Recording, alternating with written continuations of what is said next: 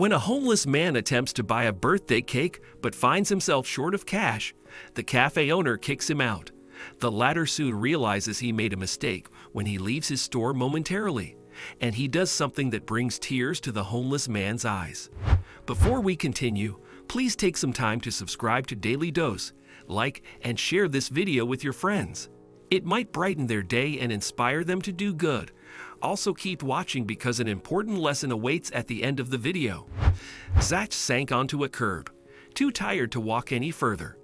As a homeless man, life was a struggle for him every day, but that day had been excessively tiring because he was looking for a new place to stay.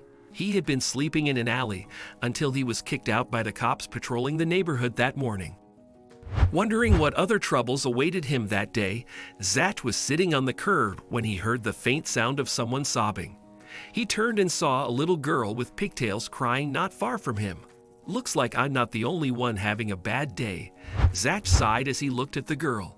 "Hello there, little miss," he said from a distance. "You are having a bad day too? Why are you crying?" The girl looked at him for a moment, then turned away. "Don't talk to me," she replied, sniffing.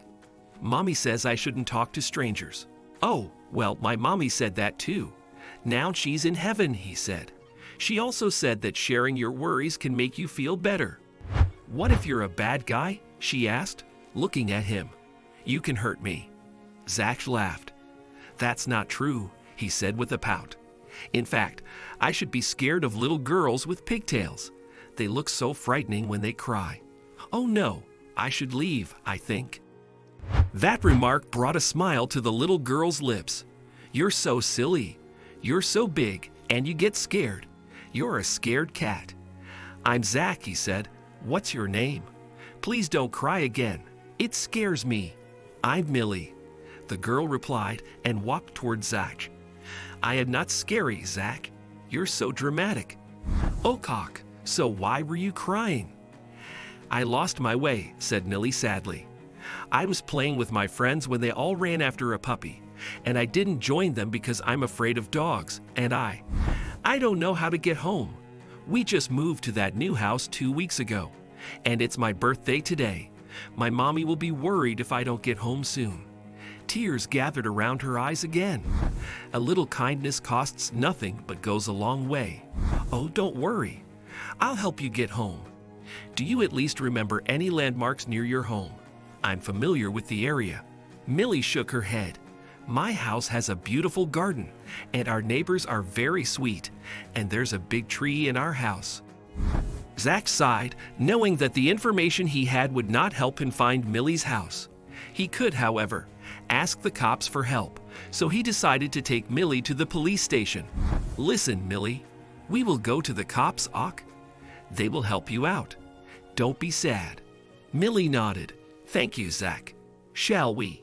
he asked, extending his hand to the girl to hold, which Millie grabbed quickly. On their way, Millie told Zach how excited she was about her birthday. There was a party that afternoon, and her mom had promised to bake her favorite cake. Her dad had told her he'd be home early from his shop. Luckily, it was a Saturday, so there was no school. "Will the cops really be able to help us, Zach?" Millie asked. "They will, Millie," he said. "Let's not lose hope, ok?" Millie and Zach were still a few minutes away from the police station when Zach spotted a cafe.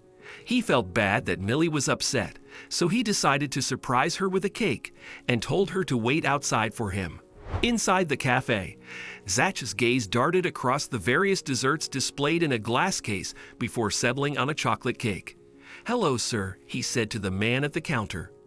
"I'd like to have that chocolate cake, please." Zach took out all the money from his rag, knowing that if he got that cake, he'd go hungry because he would be spending his last dollar on it. But he also knew seeing Millie smile would mean the world to him. No kid deserved to be sad on their birthday, Zach thought. He counted his money, and his face fell. He couldn't even afford the cake. "I'm sorry.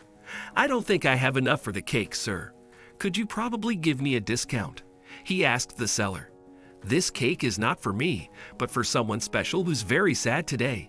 Can you get me a slice instead? I have $3. Would that be enough?" The seller looked at the sticky dollar bills and coins in Zach's hands and felt bad for him. Sorry, but you can't even afford the slice with that. But oh, well, hope my boss doesn't see it. I'll get the slice, just a second. But luck was not in Zach's favor. The store owner overheard the conversation and began yelling at his employee. If you want to do charity, do it elsewhere. He told the seller. When did we start entertaining beggars in this place, huh? Out, yelled the owner before Zach could say anything. I've had beggars coming to my store earlier too, to ask for food for free. Out, don't waste my time. Zach wanted to request the piece of cake again, but he didn't even bother after being disrespected like that. With a heavy heart, he exited the cafe. I'm sorry, Millie, he said. I wanted to get you a cake, but I couldn't because I didn't have enough money. Oh no, Millie cupped her right hand over her head. But that's Zach. You're a very sweet person. You tried, at least. She asked him to bend down so she could hug him, and she did.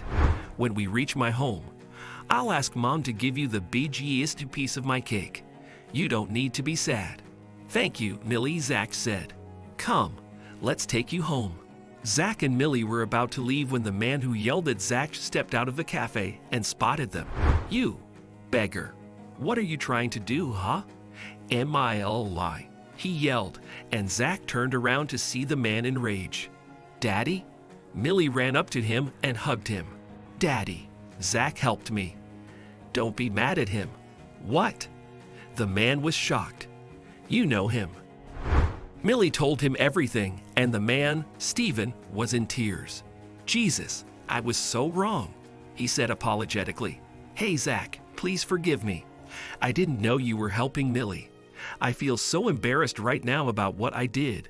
This cafe is kinda new, an extension of my business, so we're still working on it. It's okay, sir, Zach replied. I'm glad I could help Millie. But Stephen was still feeling guilty. He wanted to make amends, so he invited Zach to the cafe and served him food. While eating, Zach told Stephen about how he was struggling to find a place to sleep, and that's when an idea came to Stephen's mind. He had rented out an old apartment, which he was not using, and he gave it to Zach. You can stay there as long as you want.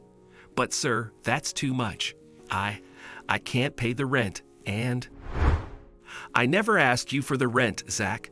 I'll take care of it. This pales in comparison to the trouble you went through for Millie. Please, I insist. You can start using it tomorrow. I'll get the cleaning done early tomorrow, and you're welcome to stay at our house until then. We have a spare room.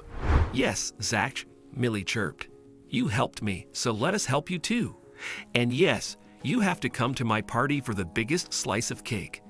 Zach was moved to tears by the family's generosity.